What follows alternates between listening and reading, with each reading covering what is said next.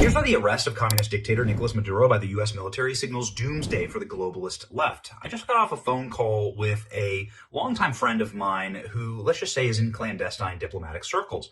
And they laid it out clearly for me exactly what's at stake right now and why so many people are panicking about this arrest and the United States' actions against the narco-terrorist state of Venezuela. Venezuela doesn't really exist. Venezuela is a proxy for China, Iran, and Russia. And they use that proxy, which is not too far off the American coast, to wage statecraft level terrorism against the United States. And that comes in the form of chemical warfare, like with fentanyl, and in biological warfare, like with human beings, millions of them flooding across our borders, gangs, and other operations that they've run. Remember, Laken Riley was killed by a Venezuelan gang member, along with many other Americans.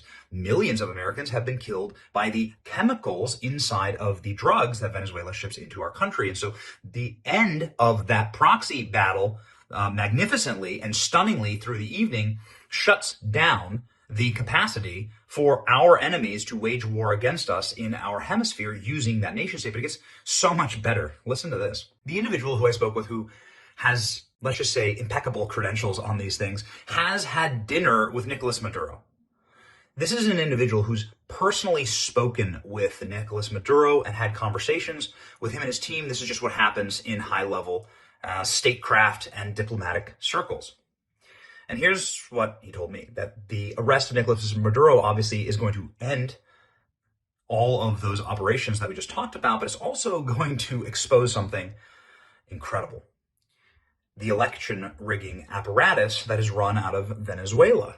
And this has been run by big-time Venezuela software companies that were started in Venezuela, Smartmatic, Dominion, and these companies have been used effectively to rig elections around the world, including American elections. And the person who would know the most about that is Nicolas Maduro. My source tells me that Nicolas Maduro straight up admitted that this is exactly how the elections have been rigged in the West using Venezuelan technology, and he has direct knowledge of it. Is that going to be part of some type of plea agreement? Is this going to be part of some type of sing like a canary situation with the feds? Is this Trump's major revenge for 2020? Along with, of course, understanding the network of left-wing NGOs and billionaires who fund these kind of things and world leaders, right? The left is sweating right now, and for good reason. It's all going to come out, and it's going to be biblical.